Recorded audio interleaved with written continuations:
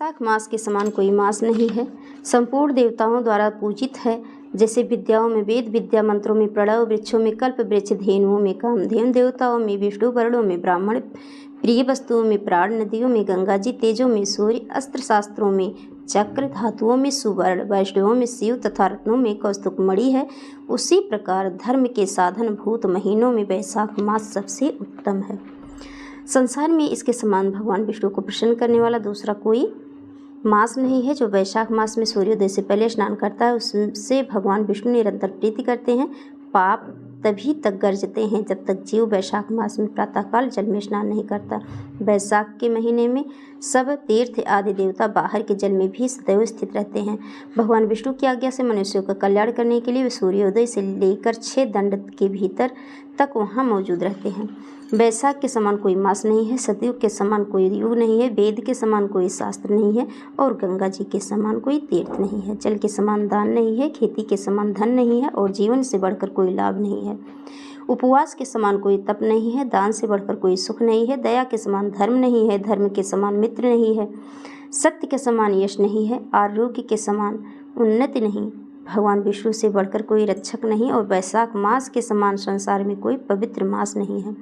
ऐसा विद्वान पुरुष का मत है। वैशाख श्रेष्ठ मास है और शेष साई भगवान श्री विष्णु को सदा प्रिय है। सब दानों में से जो पुण्य होता है और सब तीर्थों में जो फल होता है उसी को मनुष्य वैशाख मास में केवल जलदान करके प्राप्त कर लेता है। जो जलदान में असमर्थ हैं ऐसे ऐश्वर्य की अभिलाषा रखने वाले पुरुष को उचित है कि वह दूसरे की प्रबोध करें, दूसरे को जलदान का महत्व समझाएं।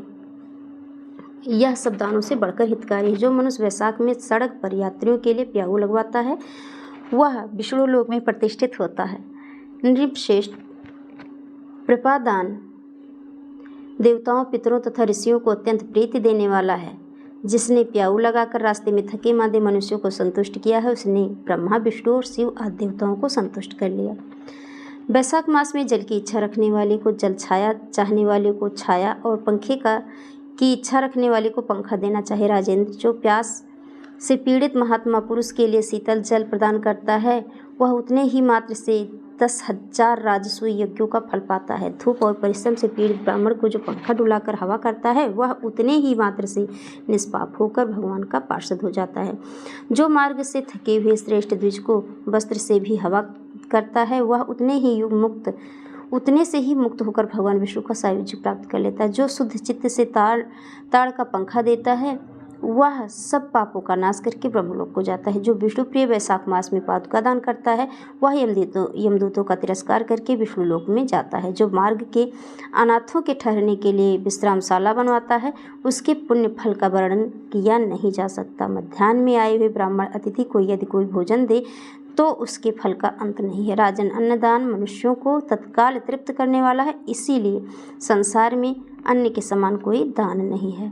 जो मनुष्य मार्ग के थके हुए ब्राह्मण के लिए आश्रय देता है उसके पुण्य फल का वर्णन किया नहीं जा सकता। भोपाल, जो अन्नदाता है माता पिता आदि का भी विस्मरण करा देता है, इसलिए तीनों लोकों के निवासी अन्नदान की ही प्रशंसा करते हैं। माता और पिता केवल जन्म के हेतु हैं पर जो अन्न देकर पालन करता है मनुष्य पुरुष इस लोक में उसी को पिता कहते हैं।